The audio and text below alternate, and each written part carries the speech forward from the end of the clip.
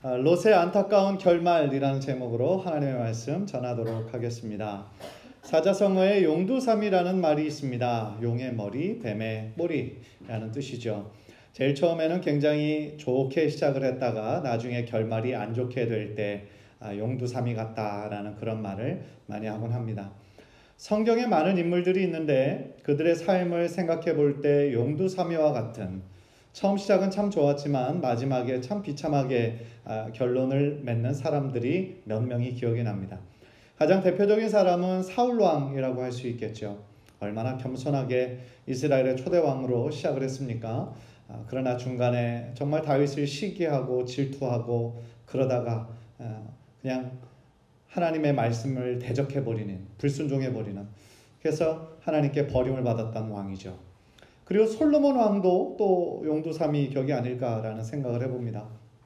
그의 지혜가 얼마나 탁월했는지 나라뿐만 아니라 전 세계에서도 소문이 나서 그의 지혜가 얼마나 큰 것을 이렇게 보러 올 정도로, 확인하러 올 정도로 참 엄청난 지혜를 가지고 있는 사람이었죠. 그러나 나중에 700명의 후궁과 또 300명의 첩을 두면서 방탕한 생활을 시작을 했고, 또 그 여러 나라의 사람들과 정략적으로 결혼을 하다 보니 그 사람들이 섬기는 이방 신들까지도 같이 들어오게 돼서 나중엔 영적으로 타락하게 되는 그런 안타까운 결말을 맺게 되죠.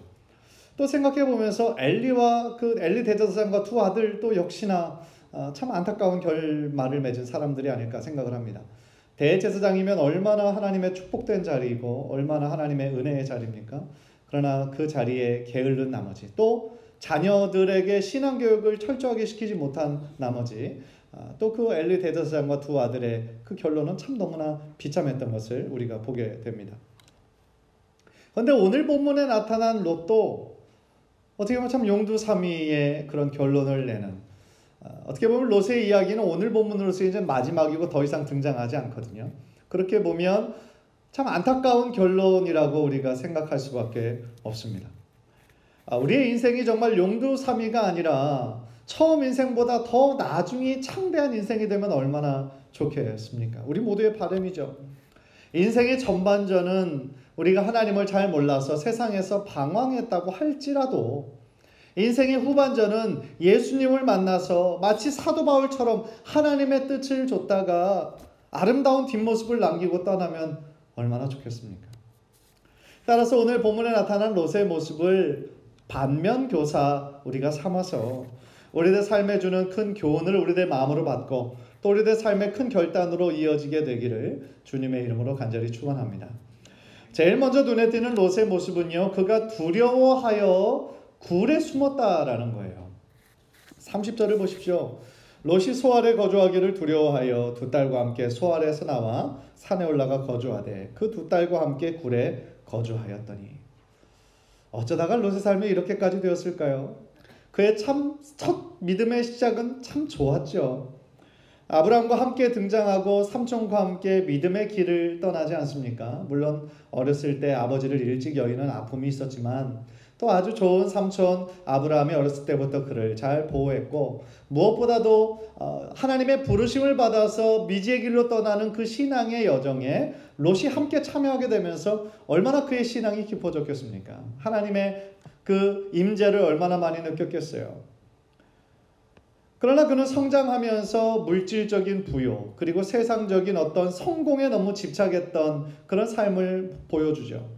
그래서 그가 선택했던 곳이 소돔이었고 그 선택으로 말미암아 그의 인생이 굉장히 안 좋은 쪽으로만 계속 흐르게 되는 것을 우리가 보게 됩니다. 그의 잘못된 선택으로 인해서 그의 인생뿐만 아니라 그의 가족들의 인생마저도 안 좋게 되는 안타까운 결말을 맞이하게 됐다라는 것이죠.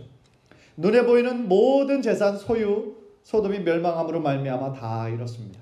사랑하는 아내의 목숨도 잃었습니다. 이제 남은 것은 그의 남은 두 딸뿐입니다. 그런데 30절을 보면 롯이 소알에 거주하기를 두려워했다라고 나옵니다. 소알이라는 도시는 롯이 하나님께 요청해서 자신이 도망갈 수 있는 도시, 그것이 바로 소알이었습니다. 그런데 롯은 왜 소알에 사는 것을 두려워했을까요? 보통 우리 사람들은요, 우리들의 인생에서 굉장히 큰 충격, 어떤 사건, 사고를 경험하면 어떤 트라우마가 생깁니다. 어떤 강박관념 같은 게 생기죠. 쉽게 예를 들어서 우리가 교통사고를 당해도 그 이후에 운전하게 될 때 비슷한 상황이 오면 굉장히 마음이 떨리고 안 좋죠. 저도 LA에 있을 때 뒤에서 한번 다쳤던 적이 있었거든요. 그런데 그때 이후로 한 2달 정도는 이렇게 백미러를 보는데 뒤에서 차가 속도를 줄이지 않는 것으로 보이면 굉장히 심장이 벌렁벌렁거리더라고요. 이게 트라우마구나. 그때 느꼈던 적이 있습니다. 그런데 그런 교통사고보다 비교할 수 없는 엄청난 아픔, 엄청난 사건을 경험했다라고 생각해 보십시오. 그러면 그 두려움과 그 트라우마는 우리들의 생각을 훨씬 뛰어넘을 것입니다. 롯도 마찬가지였을 거라는 생각이 들어요. 멀쩡했던 하늘에서 갑자기 유황이 그리고 불이 떨어져 내려서 멀쩡하게 잘 살고 있던 사람들이 다 죽었다라고 생각해 보십시오. 그 충격이 얼마나 컸겠습니까? 그리고 그 일로 인해서 그는 한동안 정상적인 삶을 살기가 아마 어려웠을 겁니다. 소알이라는 그 성에 살면서도 혹시나 비가 심하게 내리면, 혹시 천둥이 치면 그 마음이 이거 하나님이 또 이곳을 멸하시는 것은 아닌가라는 그런 두려움이 생겼을 겁니다. 더구나 또 그가 피해서 살았던 그 소알도 막상 살아보니 소돔과 크게 다르지 않는 도시였어요. 밤마다 죄악들이 넘쳐나는 그런 도시였습니다. 사실 하나님께서 소알 성도 함께 소돔과 고모라와 멸망시키려고 마음먹었던 성이었어요. 그런데 롯이 간청해서 그 성을 그냥 내버려두지 않으셨습니까? 그러니까 그 성도 마찬가지로 밤마다 끔찍한 일들이 많이 일어나는 것이었죠. 그러니까 그 소알에 얼마나 살았는지 모르겠지만 살면서 이제 곧 이것도 멸망당할 수밖에 없겠구나. 그런 생각을 했을 것입니다. 그래서 롯과 그의 2딸은 그 소알이라는 성을 버리고 도시의 삶을 버리고 산으로 올라갑니다. 그리고 그 산에서도 굴에 들어가서 살기를 시작하죠. 도시 사람들과 전혀 어울리지 않았다라는 겁니다. 마치 대인 기피증 같은 것이 생겼다라는 거죠. 그런데 이 부분을 보면서 갑자기 궁금한 것이 하나 생기더라고요. 보통 우리들은 큰 일을 당하고 큰 아픔을 당하고 일이 막 망하고 집에 화재가 나고 소중했던 사람이 목숨을 잃고 그러면 어떤 생각이 나겠어요? 누가 생각이 나겠어요? 사람은 가족들 아닙니까? 그런 상황일 때에 내가 누구에게 좀 찾아가야 되겠다. 누구를 좀 불러야 되겠다. 그런 생각이 거의 동시에 들잖아요. 롯에게는 누가 있었어요? 아브라함이 있었잖아요. 너무나 가까웠던 삼촌, 어렸을 때부터 자기를 사랑해주고 보살펴줬던 삼촌, 자기가 연합군에게 포로로 끌려갔을 때 자신의 집에서 있었던 318명을 데리고 말도 안 되는 그런 싸움을 해서 자기를 구해줬던 그 삼촌, 언제나 신앙적으로 견고했던 그 삼촌 아브라함이 있잖아요. 그런데 왜 롯은 자신의 모든 것을 다 잃은 그 상황에서, 정말 절망적인 상황에서, 두려운 상황에서 왜 아브라함을 찾지 않았을까요? 왜 아브라함의 집에 찾아가지 않았을까요? 너무나 안타까워요. 만약에 그를 찾아갔다라고 한다면 전혀 다른 이야기가 써졌을 텐데 말이죠. 결론적으로 끝까지 아브라함에게 찾아가지 않았어요. 그런데 롯은 왜 아브라함을 찾아가지 않았을까요? 생각해보면 혹시 자존심 때문은 아니었을까? 그런 생각을 하게 됩니다. 롯은 굉장히 성공 지향주의적인 사람이었다라고 제가 말씀을 드렸어요. 물질을 좋아했고 눈에 보이는 어떤 성공, 성취 굉장히 중요하게 생각했던 사람이죠. 그런데 지금 롯의 모습은 어떻습니까? 모든 것에 다 실패했어요. 완전히 초라한 모습이죠. 세상적으로도 실패했고 영적으로도 실패했습니다. 그리고 이렇게 초라한 모습으로 자신의 삼촌 아브라함을 찾아간다라는 것이 도저히 용납이 안 됐던 것은 아니었을까? 사랑하는 성도 여러분, 우리들 인생에도 때때로 실패를 경험합니다. 아픔을 경험합니다. 사업에서 실패할 때도 있고요. 결혼을 포함한 인간관계에서 우리가 실패할 수도 있습니다. 우리가 아무리 인간적으로 노력해도 안 될 때가 있어요. 모든 것이 우리가 생각하는 대로 잘 흘러가지 않습니다. 그것이 세상의 이치예요. 그런데 그 중요한 것은 뭐냐면 우리 크리스찬들은 세상에 있는 사람들하고 똑같이 반응해서는 안 된다라는 거죠. 우리도 크리스찬들도 실패할 수 있고 아픔을 당할 수 있고 큰 질병을 당할 수도 있지만 그럼에도 불구하고 우리는 그때 우리에게 말씀하시는 하나님의 음성을 들으려고 노력을 해야 되고 이 가운데 하나님의 선한 뜻이 무엇일까 발견하려고 노력하는 우리들의 마음이 있어야 된다는 얘기입니다. 실패와 아픔을 통하여 고난과 광야 같은 삶을 통하여 우리는 하나님 아버지께로 더욱더 가까이 나아가야 하는 것이 우리 신앙인의 마땅한 본분이라는 것입니다.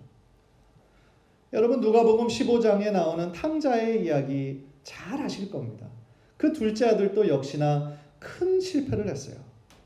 큰 아픔을 겪었습니다. 아버지의 유산을 기초로 해서 아마 세상에서 성공하고 떵떵거리며 살고 싶었을 거예요. 과시하고 싶었을 겁니다.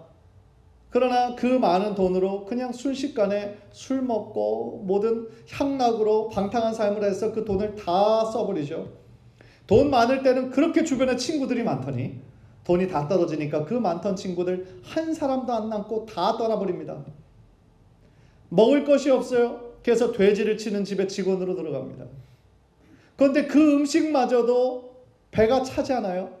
그래서 돼지가 먹는 것을 빼서 먹는 쥐염 열매를 뺏어 먹을 정도로 인간이 떨어질 수 있는 가장 비참한 상황까지 이르게 됩니다.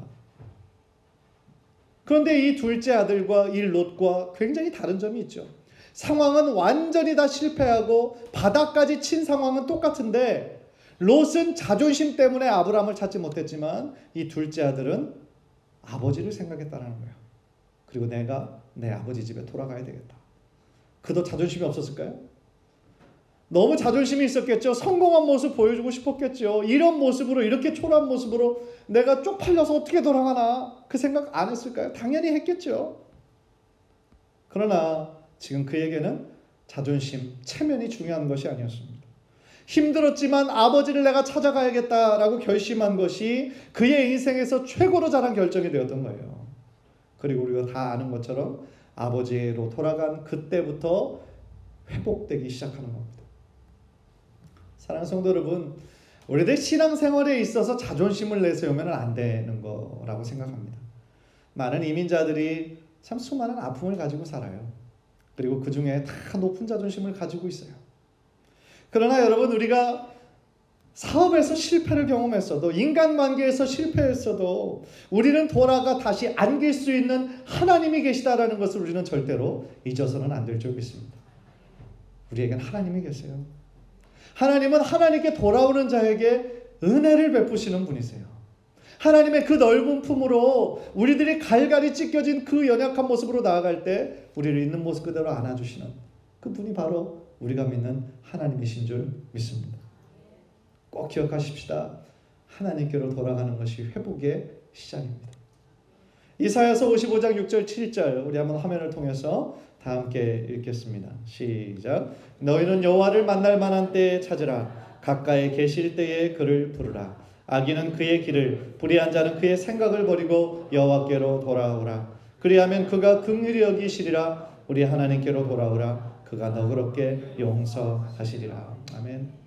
간절히 바라기는 롯처럼 그 실패와 두려움과 좌절 가운데 떨지 말고 하나님을 찾으시고 하나님께로 돌아오셔서 귀한 회복을 경험하시는 우리 귀한 성도님들 되시기를 주님의 이름으로 간절히 축원합니다. 우리 두 번째로 오늘 본문에서 발견하는 롯의 모습은 술에 취해서 인사불성이었던 모습을 발견하게 돼요. 이 세 가지 모습은 다 안타까운 거고요. 다 반면교사로 삼아야 될 내용이라고 제가 말씀을 드렸습니다. 32절 33절을 보십시오. 우리가 우리 아버지에게 술을 마시게 하고 동침하여 우리 아버지로 말미암아 후손을 이어가자 하고 그 밤에 그들이 아버지에게 술을 마시게 하고 큰딸이 들어가서 그 아버지와 동침하니라. 그러나 그 아버지는 그 딸이 눕고 일어나는 것을 깨닫지 못하였더라. 이 본문을 보면요, 이 반인륜적인 일, 근친상간이 딸의 주도로 이루어졌습니다. 딸들이 계획하고 딸들이 실행했어요. 롯은 알지 못했다라고 했고 피동적으로 거기에 참여한 것처럼 보입니다. 그러나 그렇다고 해서 그의 죄가 없는 걸까요? 그에게 책임이 없는 걸까요? 이 구절에서는 롯이 단순히 술에 취해서 인사불성이었다라는 것이 문제가 아니라 자신의 술 취함으로 인해서 그 두 딸과 동침했던 것을 전혀 알지 못하는 상태였다라는 것이 더 큰 문제라는 것입니다. 술을 얼마나 많이 마셨으면 이틀 동안 연속해서 그런 일들이 일어났음에도 불구하고 그 일이 일어난 것조차 깨닫지 못했을까요? 이런 정도였다고 한다면 그는 거의 알코올 중독자에 가까웠던 것이 아닐까라는 생각을 합니다. 아마도 롯은 소돔성의 멸망으로 말미암아 아까도 말씀드렸던 것처럼 굉장히 큰 트라우마에 시달리고 있었을 겁니다. 아마도 술 기운이 아니면 잠을 못 들 정도로 힘들었을 수도 있겠지요. 얼마나 괴로웠을지는 우리도 조금은 예상할 수 있습니다. 맨정신으로 살기 힘든 거죠. 그러나 매일 술을 마신다고 해서 그 힘든 그의 모든 두려움이 사라졌습니까? 그의 힘든 상태가 아주 조금이라도 나아졌습니까? 아니죠. 술은 그것을 먹는 순간 잠깐 마비되는 것처럼 잊은 것처럼 해줄지는 몰라도 절대로 그 문제를 해결해 줄 수 없습니다. 다음날 아침이 되면 어때요? 더 큰 고통, 좌절, 허무감이 몰려오죠. 그러면 알코올 중독자는 어떻게 합니까? 그게 싫어서, 자신이 너무 초라하고 한심한 거 싫어서 다시 술을 찾습니다.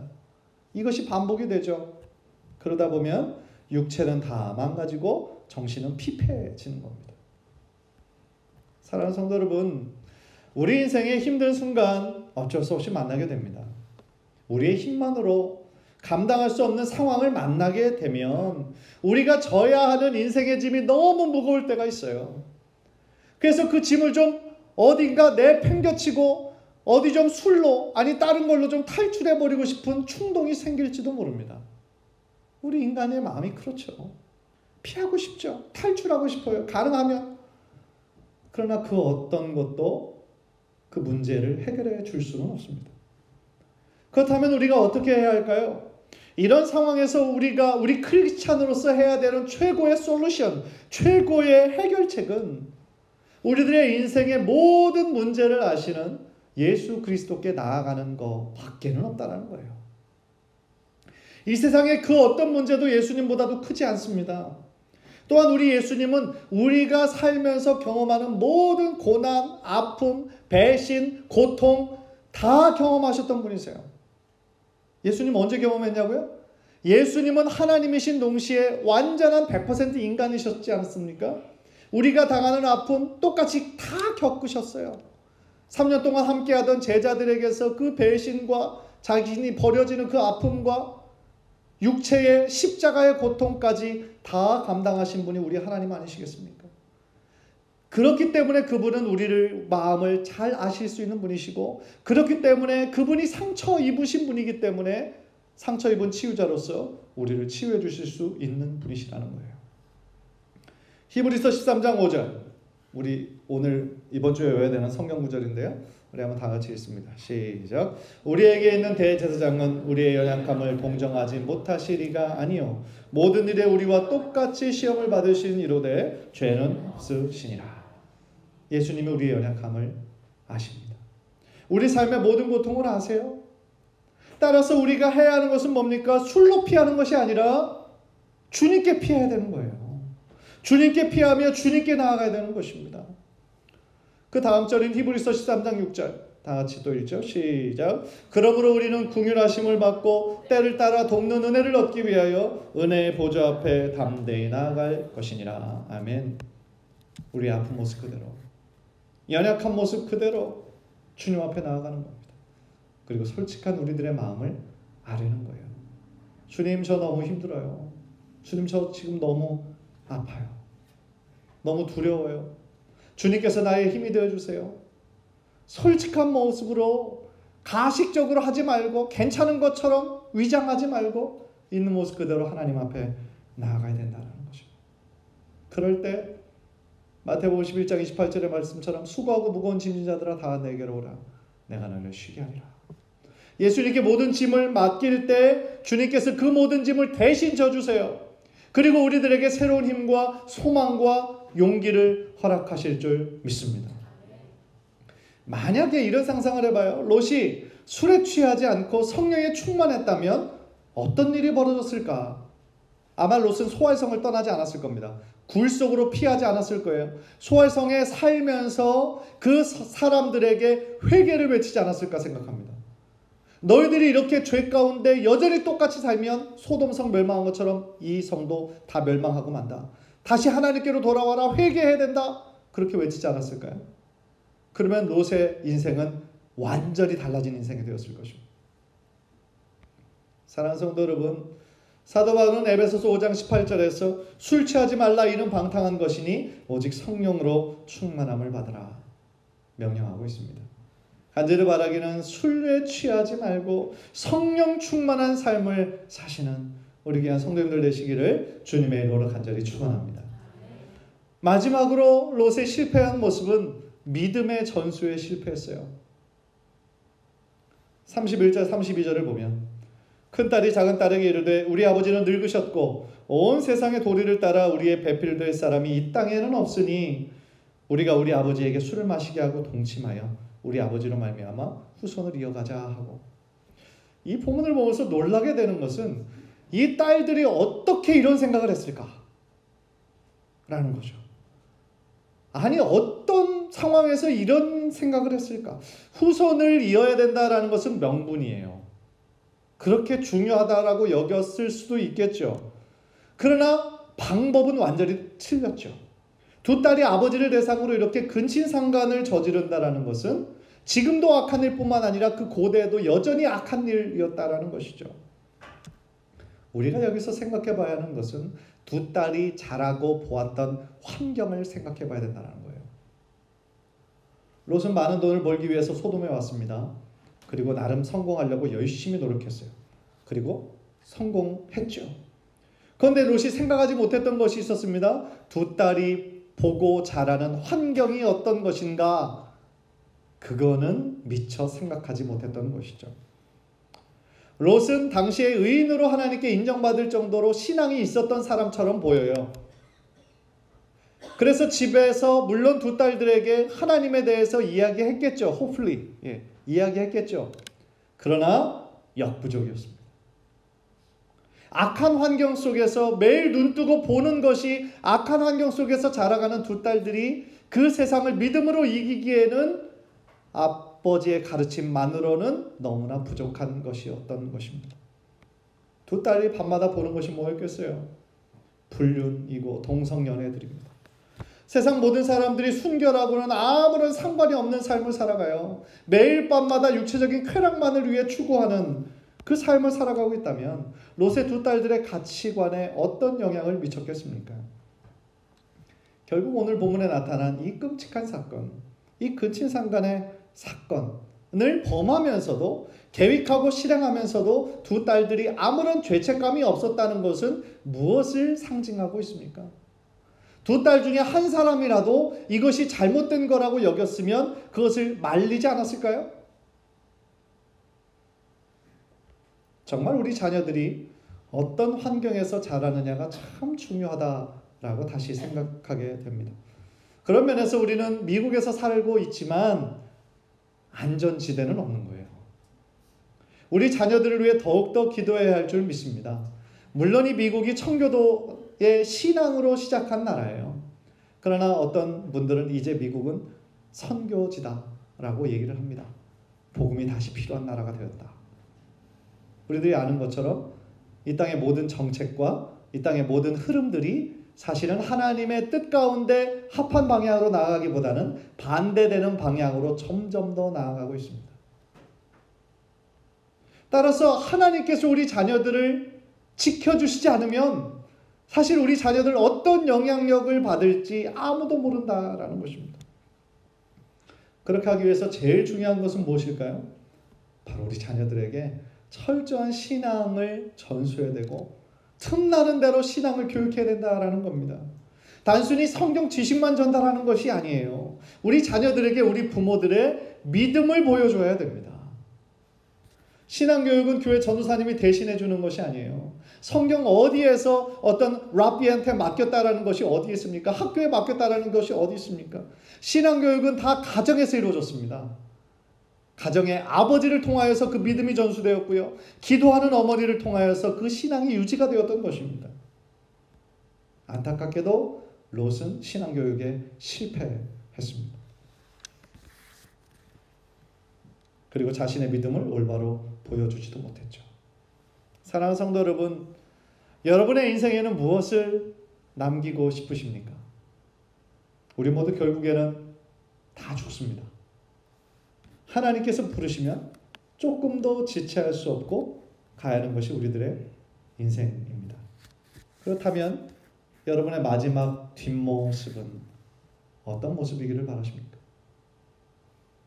히브리서 3장 14절은 이렇게 말씀하고 있습니다. 우리 다 같이 읽죠. 시작. 우리가 시작할 때에 확신한 것을 끝까지 견고히 잡고 있으면 그리스도와 함께 참여한 자가 되리라. 간절히 바라기는 우리가 예수님을 마음에 믿고 순수한 마음으로 결단했던 그 결단 기억하십니까? 그 결단을 우리가 끝까지 견고하게 붙잡을 때에 주님 다시 오시는 날 예수 그리스도와 함께 왕노릇하게 될 것이고 주님과 함께 영광스러운 그 자리에 우리가 올라가게 될 것이라는 겁니다.